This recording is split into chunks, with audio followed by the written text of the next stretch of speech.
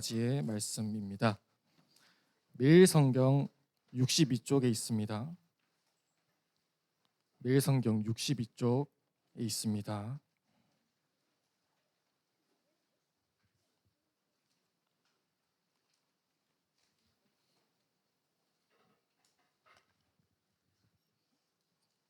다 찾았나요? 네, 그러면 한 절씩 교독하도록 하겠습니다. 여러분의 하나님 여호와께서 여러분이 들어가 차지할 땅으로 인도하실 때에 헷 사람과 기르가스 사람과 아모리 사람과 가나안 사람과 브리스 사람과 히위 사람과 여부스 사람을 쫓아내실 것이요 이 일곱 나라 사람은 여러분보다 강하오.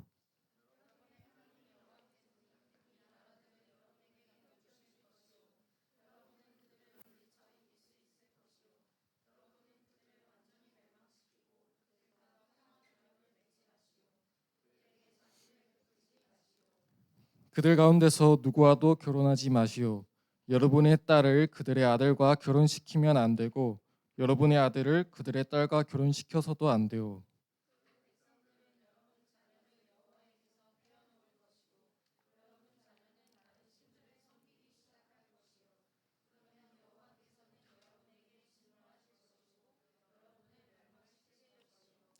여러분이 그 백성들에게 해야 할 일은 이렇소.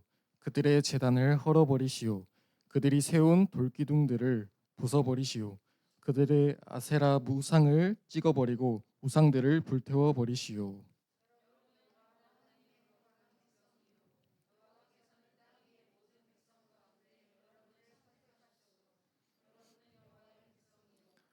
여호와께서 여러분을 돌보시고 여러분을 선택하신 까닭은 여러분의 수가 많기 때문이 아니요 오히려 여러분은 모든 나라 가운데서도 가장 작은 나라에 불과하오.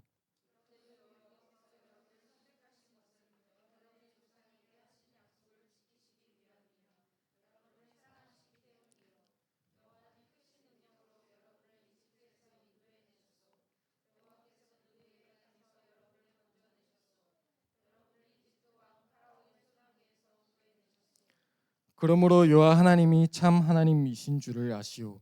여호와께서는 신실하신 하나님이시오. 여호와께서는 자기를 사랑하고 자기 명령을 지키는 백성을 위해 천대 이르기까지 사랑의 언약을 지키실 것이요.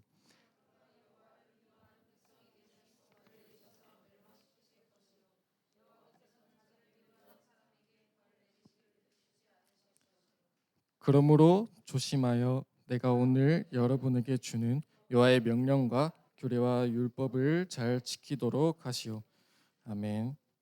우리 오늘도 여기 158쪽, 159쪽 내용을 참고해서 말씀 묵상하도록 하겠습니다. 말씀 묵상 5분 동안만 하겠습니다. 5분 동안 말씀 묵상하겠습니다.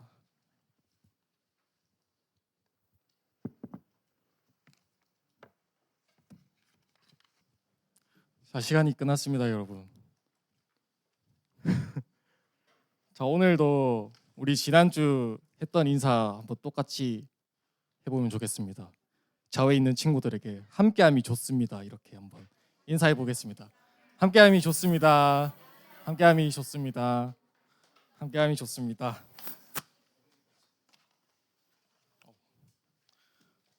자, 오늘은 여러분에게 하나님 왜 나를 선택하셨나요? 라는 제목으로 말씀 전하겠습니다. 자, 여러분이 아마 잘 모를 것 같은데 전도사님 세대에 유행했던 애니메이션 하나를 소개하겠습니다. 자, 이거 아는 사람 다 아네? 어떻게 알지? 교과서에 있다고? 디지몬이 교과서에 있어? 어, 다 아는구나. 이게 이제 디지몬 어드벤처라고. 그래서 선생님은 알 줄 아는데 너희랑 별로 세대 차이가 안 나네. 자, 이게 자 일본 애니메이션인데 이제 1999년에 만들어졌어요. 자, 그 버터플라이라고 여러분 알죠? OST. 그래 그리 쉽지는 않겠지 하는 그 OST가 이 애니메이션 그거죠. 그래서 이 애니메이션은 그 7명의 선택받은 아이들이 나오죠. 그 친구들이 이 디지몬과 함께 세상을 구하기 위한 모험을 하는 이야기입니다. 이 아이들은 힘겨운 모험 속에서도 자신들이 선택받았다는 사실에 용기를 얻고 다시 일어서서 열심히 모험을 하는 모습을 보여줍니다. 이 디지몬 어드벤처에 선택받은 아이들처럼 오늘 우리가 함께 읽은 신명기 말씀에서도 자신들이 선택받았다는 사실을 듣고 있는 사람들이 있습니다. 바로 이스라엘 백성들이죠. 지난 2주에 걸쳐서 우리는 모세가 과거를 돌아봤다고 했습니다. 첫째 주에는 가데스 바네아에서 있었던 일, 둘째 주에는 시내산에서 있었던 일을 우리가 함께 살펴봤죠. 오늘은 모세가 과거가 아닌 미래에 있을 일, 가나안 정복을 내다보고 있습니다. 그래서 1절에 이렇게 시작을 합니다. 여러분의 하나님 여호와께서 여러분이 들어가 차지할 땅으로 인도하실 때, 이렇게 시작을 합니다. 하나님께서 너희로 가나안 땅을 차지하게 하실 텐데 거기서 너희가 이렇게 살아야 한다라고 모세가 말하고 있는 거예요. 그래서 오늘 본문의 1절에서 5절까지는 이스라엘 백성이 가나안 정복을 하고 나서 조심해야 될 것, 유의해야 할 것에 대해서 말하고 있습니다. 그리고 나서 6절의 말씀을 말합니다. 6절은 이스라엘 백성의 정체성을 알려주는 아주 중요한 말씀이에요. 우리 6절의 말씀을 함께 읽어봅시다. 시작. 여러분은 여호와 하나님의 거룩한 백성이요, 여호와께서는 땅 위의 모든 백성 가운데 여러분을 선택하셨소. 여러분은 여호와의 백성이요. 아멘. 여러분, 왜 하나님께서는 특별히 이스라엘 백성만 딱 선택을 하셨을까요?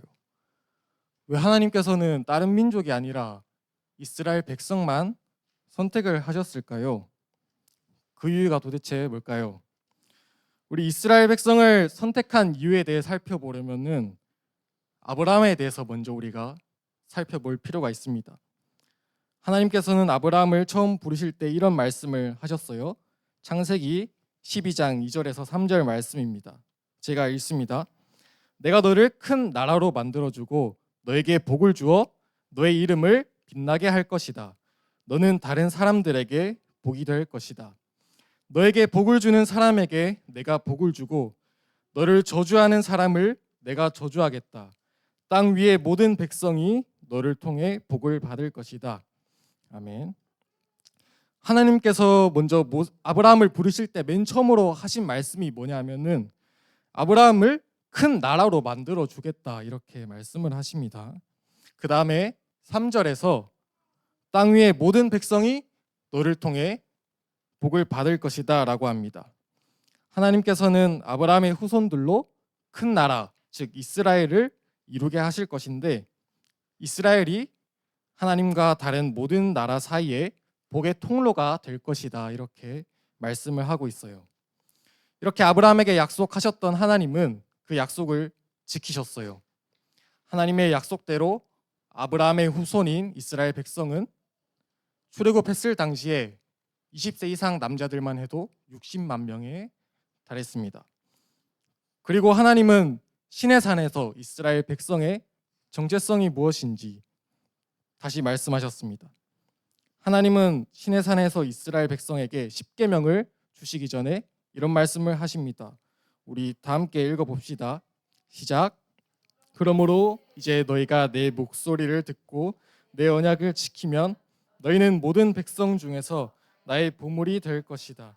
온 땅의 백성이 다 내게 속하였지만 너희는 내게 제사장 나라와 거룩한 백성이 될 것이다. 아멘. 이스라엘 백성이 하나님에게 제사장 나라가 된다라고 말하고 있어요. 이 제사장 나라라는 표현이 조금 여러분에게 생소하게 느껴지죠? 근데 우리가 신약에서 하나님 나라라는 말을 많이 들어봤잖아요. 신약의 핵심이 하나님 나라라고 한다면 구약의 핵심은 제사장 나라라고 할 수 있습니다. 근데 이 제사장 나라라는 말은 모든 백성이 제사장처럼 제사를 드리고 이렇게 한다는 말이 아니에요. 우리 잠시 제사장의 역할을 알아볼 건데요.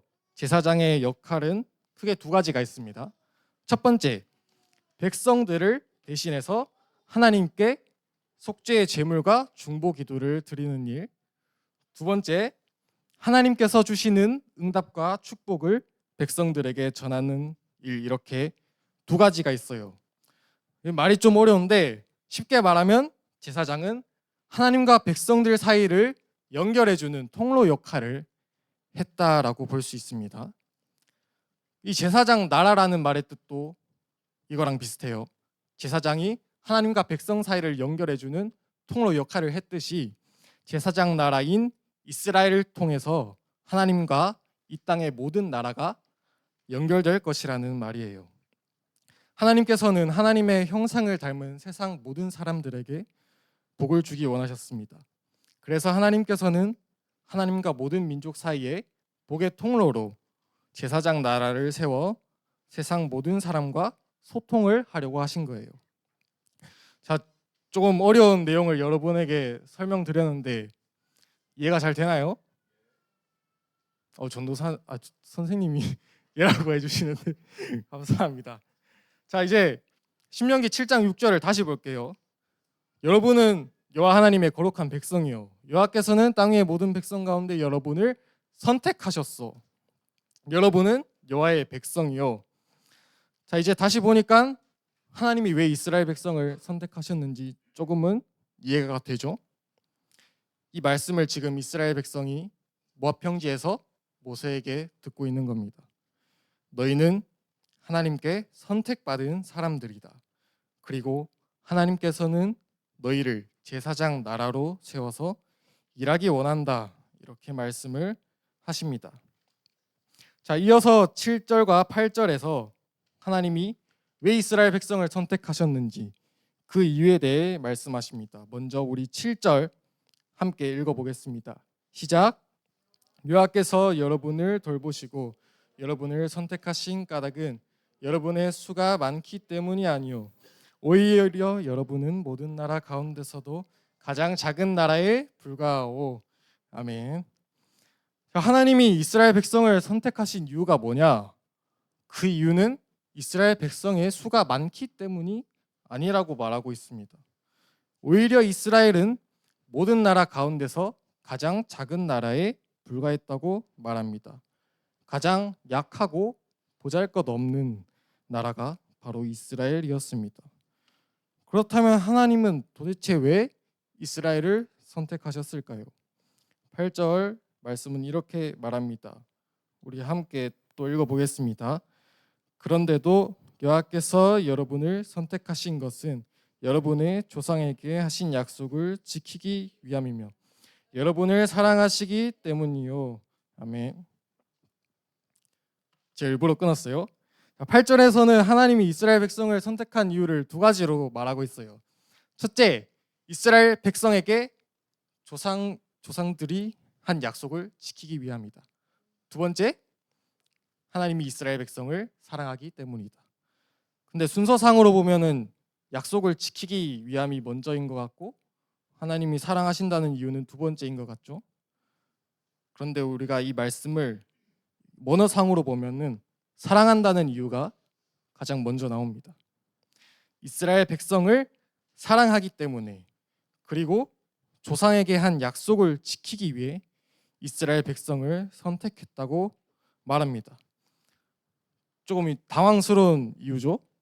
하나님이 이스라엘 백성을 선택했는데 그 이유가 뭐냐면은 그냥 사랑하기 때문이라고 말을 하고 있어요.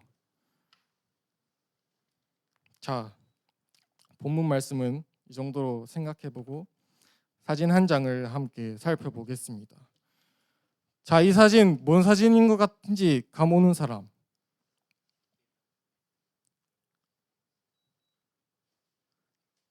신명기 배경 어디야? 신명기의 배경 장소, 모세가 설교하고 있는 장소. 뭐? 그치, 모압 평지. 자, 모압 평지입니다. 저기 가운데 모세가 서 있죠. 지금 모세가 이스라엘 백성들을 향해서 설교를 하고 있는 모습을 담고 있습니다. 자, 여기에 수많은 사람들이 있어요. 모세가 설교하고 있고 밑에는 수많은 사람들이 있습니다. 저때 되게 많은 사람들이 있었을 거예요. 아마 출애굽 당시에 거의 남자 20대 이상 남자만 60만 명이었으니까 엄청나게 많은 사람들이 모세의 설교를 듣고 있었을 겁니다. 자, 저기 군중 가운데 사람들 중에는 50대도 있었을 거고 40대도 있었을 거고 30대도 있었을 거고 청년들도 있었을 거예요. 그리고 여러분들과 같은 나이대의 청소년 친구들도 분명 저 무리 속에 아마 있었을 겁니다. 자, 저 무리 가운데 여러분이랑 비슷한 나이대의 한 친구가 있다고 한번 생각해 보세요. 이 친구는 자신의 의지와 관계없이 태어나 보니까 이스라엘 백성이었어요. 그리고 사는 게 아마 쉽지도 않았을 것 같아요. 광야에서 먹을 것도 없고 계속해서 광야 생활을 하며 거주지를 옮겨 다녀야 했으니까 아주 힘든 생활을 했을 거예요. 그래도 이 친구의 부모님은 이 아이에게 아마 신앙 교육을 열심히 시켰을 겁니다. 그렇지만 이 친구의 신앙 상태는 어땠을지 모르죠. 하나님이 왜 나를 이스라엘 백성으로 부르셨을까? 왜 나는 이 힘든 광야 생활을 해야 하는 걸까? 하나님이 살아 계시다면 왜 우리를 이 힘든 광야 생활에 그냥 내버려 두시는 것일까? 이런 의심과 방황을 했을지도 모릅니다. 그렇게 자신에 대해 고민하며 그렇게 하루하루를 살아가던 아이가 지금 수많은 사람과 함께 모압 평지에서 서 있을 겁니다. 여러분 자신도 이 모압 평지에서 서 있는 수많은 사람들 중에 한 명이 아닌가요? 우리는 이 모압 평지에 있었던 한 청소년 친구가 가졌던 신앙의 고민을 다하고 살아갈지도 모릅니다. 여러분들 대다수가 모태신앙이죠. 태어나 보니까 부모님이 교회를 다니고 있습니다. 그래서 나도 어렸을 때부터 교회를 다닙니다. 내 의지와는 상관없이 어렸을 때부터 교회를 다녀야 했습니다. 그런데 또 세상 속에서 살아가는 것은 쉽지가 않습니다. 하나님 믿으면 좀 잘 살 것 같은데 여전히 어려움이 너무 많이 있어요. 학교와 학원, 또 친구 관계, 가정에서 많은 스트레스를 받고 살아갑니다. 이스라엘 백성이 광야 생활을 힘들게 했듯이 하나님을 믿으며 사는데도 힘든 일이 너무 많이 생깁니다.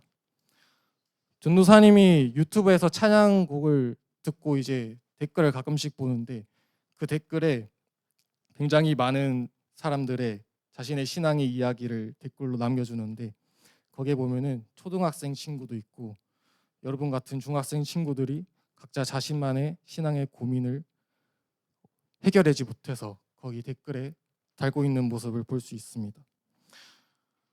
그리고 하나님에 대한 의문점도 많이 생기기도 합니다. 저는 이렇게 힘든데 하나님은 어디 계십니까? 하나님 저 사랑하는 거 맞으십니까?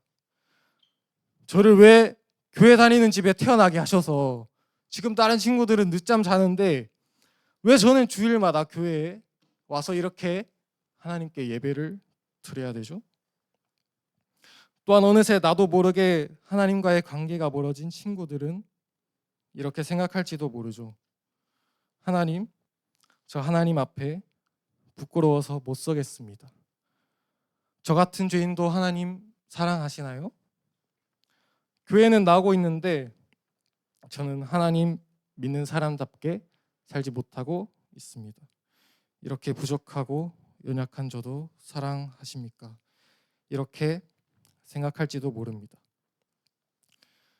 이 수많은 사람들 가운데 한 명, 모압 평지에 모세 설교를 듣고 있던 그 수많은 사람들 중에 그 한 청소년 아이에게 하나님께서 모세를 통해 이렇게 말씀하십니다.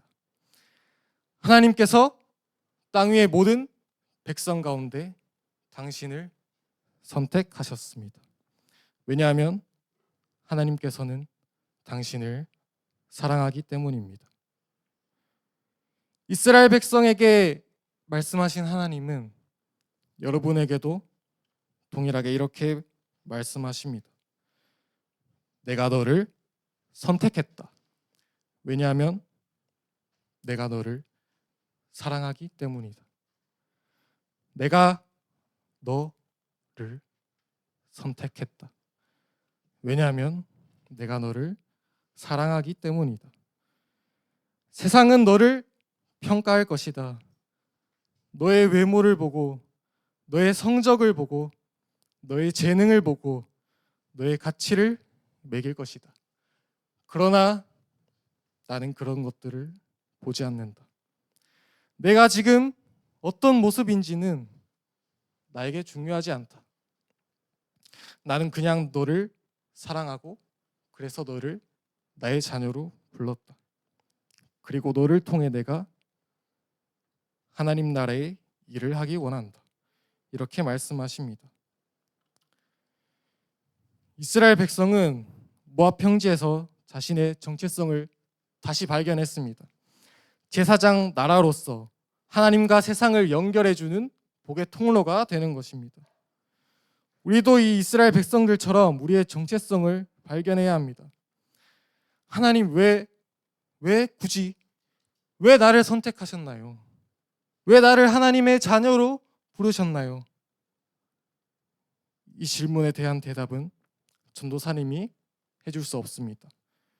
여러분 각자 하나님께 기도하고 구해서 찾아야 합니다. 하나님, 왜 나를 선택하셨나요? 이 질문에 여러분 각자가 하나님의 응답을 받아 자신 있게 대답할 수 있는 우리 중등부 친구들 되기를 바랍니다. 참 반주해 주시고요. 오늘은 결단 찬양을 함께 안 하고 바로 기도를 하려고 해요. 여러분, 하나님은 여러분 한 사람을 하나님의 자녀로 선택하셨습니다. 여러분을 너무 사랑하기 때문에 하나님의 자녀로 선택하셨습니다. 하나님은 여러분이 그 길을 같이 걸어가기 원하시고 여러분을 통해 하나님이 일하기 원하십니다. 여러분 그 하나님의 마음이 어떠할지 한번 헤아려 보십시오. 하나님은 도대체 나에 대해서 어떤 마음을 가지고 계실지 한번 기도를 해보세요. 그동안 하나님께 기도할 때는 그냥 내 불평, 내가 원하는 것들, 내 마음만 하나님 앞에 털어놨다면 지금은 하나님이 나에게 어떤 마음을 품고 계실지, 하나님이 어떤 마음으로 나를 사랑하고 계실지 그 하나님의 마음을 알기 원한다고 한번 기도해 보세요. 여러분을 향한 하나님의 사랑의 음성을 들어보세요. 이 시간은 우리 통성으로 기도 안 할 거고요. 전도사님도 통성으로 기도 안 할 겁니다. 여러분 각자 기도 방법대로 조용히 기도를 하겠습니다. 우리 3분 정도 함께 하나님의 마음을 생각하면서 기도하겠습니다.